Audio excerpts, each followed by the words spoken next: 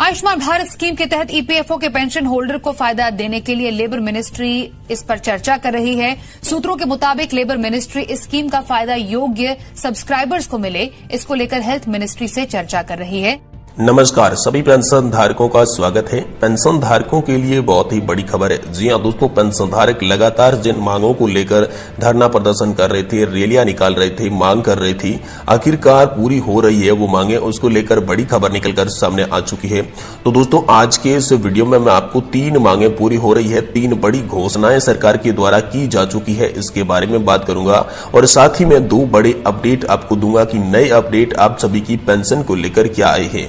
तो सबसे पहले मैं बात करूंगा आपकी जो 3 मांगे हैं, साथ ही 3 जो घोषणाएं सरकार ने कर रखी है, जिसमें से पहले है आप सभी की जो मांग थी कि 7,500 प्लस डीए मासिक पेंशन मिलनी चाहिए, तो उसको लेकर है।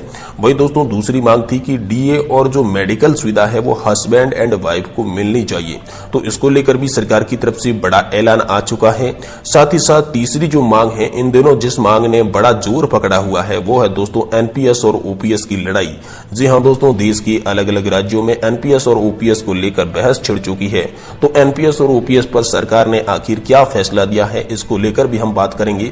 तो ये तो हो गई आपकी 3 मांगे या फिर 3 घोषणाएं जो कही जाने वाली। साथ ही 2 बड़े अपडेट आप सभी की पेंशन से रिलेटेड निकल कर आ रही हैं। जी हाँ दोस्तों, पहला अपडेट है कि ईपीएफओ का जो सर्कुलर आया था, जो लागू नहीं किया गया था, तो इसे लागू करने को लेकर बड़ी खबर सामने आ रही है। जी हाँ, ईपीएफओ के सर्कुलर को लागू करने को लेकर बड़ी खबर सामने आई है। वहीं दूसरी बड़ी अपडेट जो है वो है दोस्तों कमांडर अशोक जी रावत द्वारा किया गया बड़ा ऐलान। जी हां दोस्तों, कमांडर अशोक जी रावत ने 2024 से पहले बड़ा ऐलान कर दिया है कि पेंशन को लेकर वो क्या करेंगे और पेंशन की कौन सी मांगे मंजूर करवा के रहेंगे। इसको लेकर क्या बड़ा आंदोलन किया जाएगा, क्या धरना प्रदर्शन किया जाएगा, कहां पर रैलियां निकाली जाएगी, कहां पर ज्ञापन दिए जाएंगे, इसको लेकर यहां पर कमांडर अशोक जी रावत ने साफ साफ बता दिया है। तो आज की इस वीडियो में हम ये 5 खबरें कवर करने वाले हैं, इसीलिए दोस्तों आपसे निवेदन है कि आप इस वीडियो को पूरा देखें। जी हां दोस्तों, अगर आप पेंशन धारक के राज्य कर्मचारी है, सरकारी कर्मचारी है, तो इस वीडियो को पूरा देखें। अगर आप पेंशन धारक नहीं है तो अभी से इस वीडियो को स्किप कर दें, छोड़ के चले जाएं। लेकिन अगर आप पेंशन धारक है तो इस वीडियो को स्किप करने की गलती बिल्कुल ना करें। आज की इस वीडियो में कंप्लीट जानकारी, आप सभी के जो डाउट है वो क्लियर हो जाएंगे। संपूर्ण जानकारी आपको इसी वीडियो के माध्यम से मिल जाएगी।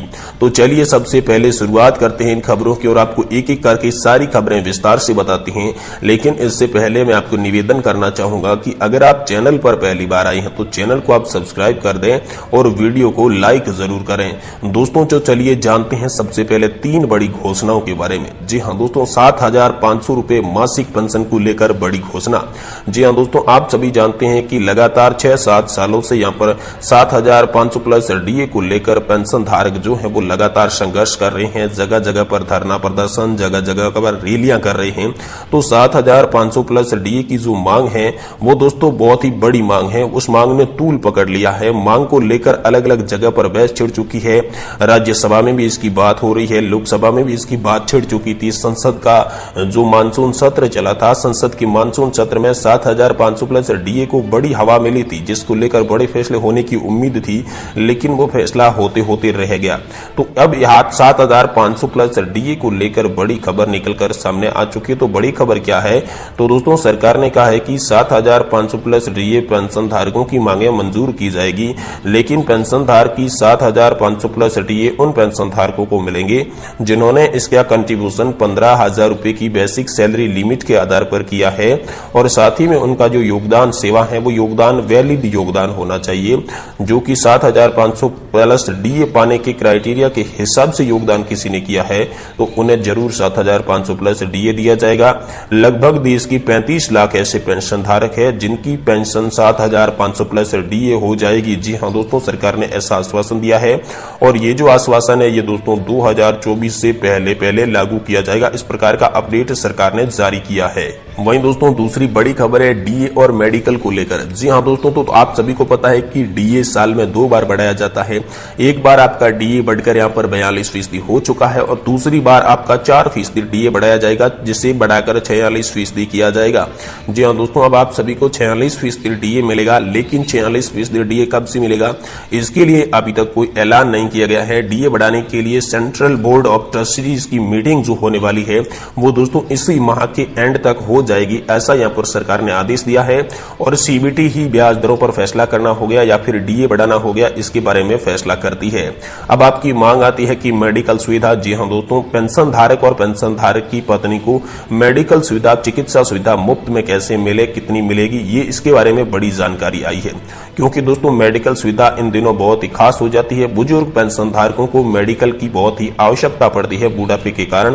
तो इसी को लेकर ये जो मुद्दा था संसद में उठाया था, सीपी जोशी जी ने भी संसद में उठाया था, साथ ही साथ एलमराम करीम ने भी यहाँ पर आपका मुद्दा संसद में उठाया था। देश के अलग अलग राजनेताओं ने यहाँ पर आपका संसद में मुद्दा उठाया था कि ईपीएस 95 पेंशन धारकों को बेहतर मेडिकल चिकित्सा सुविधा देनी चाहिए। तो इसको लेकर भारत सरकार ने जवाब दिया था कि यहाँ पर जो आयुष्मान भारत योजना है, जिसके तहत पेंशन धारकों को जोड़ा गया है, लेकिन अगर पेंशन धारकों को आयुष्मान भारत योजना के साथ सही न्याय नहीं मिल रहा है, सही जो उसका ट्रीटमेंट है, मेडिकल सुविधा है, वो नहीं मिल रही है, तो पेंशन धारकों के लिए बहुत ही बड़ा ऐलान ये किया जाएगा कि जो पेंशन धारक है, सिर्फ उनके लिए एक मेडिकल को लेकर योजना लाई जाएगी, जिसके अंदर पेंशन धारकों का न तो कागजी वर्क ज्यादा होगा और बिल्कुल फ्री में मेडिकल इलाज किया जाएगा, सुविधा ये प्रोवाइड करवा दी जाएगी। ये बड़ी घोषणा है। अब दोस्तों तीसरी बड़ी घोषणा या फिर तीसरी बड़ी मांग की बात करें तो दोस्तों इन दिनों राज्य सरकारों और केंद्र सरकार के बीच ओपीएस और एनपीएस को लेकर बहस छिड़ी हुई है।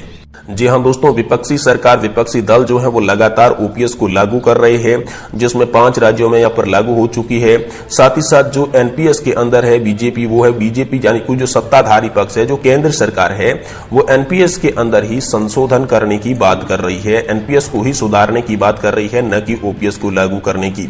तो इस पर सरकार ने बड़ा जवाब ये दिया कि जिस तरीके से आप सभी को ओपीएस के अंदर 50% पेंशन, सैलरी की आधी पेंशन मिल रही थी, उसी तरीके से अब आपको एनपीएस के अंदर 40 से 45% की पेंशन दी जाएगी।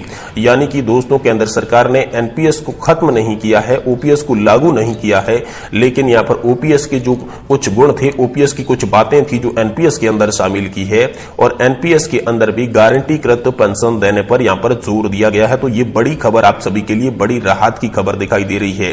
साथ ही दोस्तों 2 बड़े अपडेट जो आए थे उसके बारे में बात करते हैं। तो दोस्तों अपडेट था कि ईपीएफओ का सर्कुलर, जी हां दोस्तों, ईपीएफओ ने पहले सर्कुलर जारी किया था, लेकिन यह सर्कुलर लागू नहीं किया गया था। तो वो कब से लागू किया जाएगा, इसको लेकर यहां पर सरकार की जब संसद में बातचीत उठी तो संसद में इस मुद्दे को लेकर एक बिल पारित किया गया, जिसमें कहा गया कि ये जो ईपीएफओ का सर्कुलर है, ये दिसंबर से पहले पेंशन धारकों के साथ लागू होना चाहिए।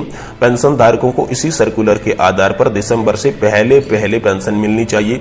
तो इस पेंशन बढ़ोतरी के मुद्दे पर साथ ही साथ ये जो सर्कुलर आया है, ये पेंशन बढ़ाने को लेकर है। पेंशन में काफी सारा इजाफा यहां पर होने वाला है, इसी सर्कुलर में ऐसा बताया गया है।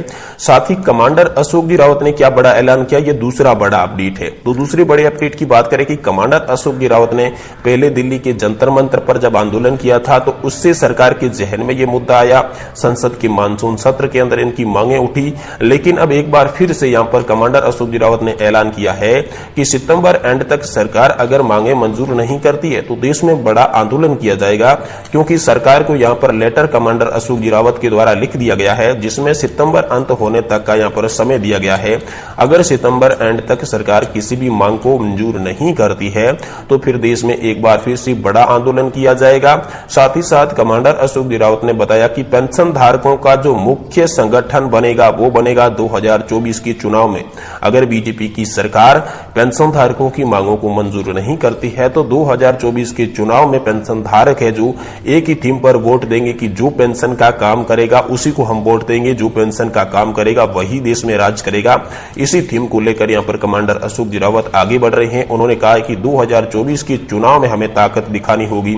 तो दोस्तों कमांडर अशोक जी रावत के कथन से आप कहां तक सहमत है, आपकी सहमति कहां तक है कि क्या 2024 के चुनाव से पहले यहां पर पेंशन की मांगे मंजूर हो सकती है? अगर नहीं होती है तो आपकी क्या राय है कि क्या 2024 के चुनाव में वोट फॉर ओपीएस या फिर वोट फॉर पेंशन बढ़ोतरी ऊपर करना चाहिए। इस पर आपकी क्या राय है कमेंट बॉक्स में हमें जरूर बताएं। साथ ही साथ आप हमारा ये वीडियो कहां से देख रहे हैं, किस राज्य से, किस स्थान से देख रहे हैं, हाल फिलहाल में आपको कितनी पेंशन मिलती है, इसके बारे में हमें कमेंट करके जरूर बताएं। हम दोस्तों बड़ी अपडेट के साथ नेक्स्ट वीडियो में हाजिर होंगे। तब तक के लिए जय हिंद, वंदे मातरम।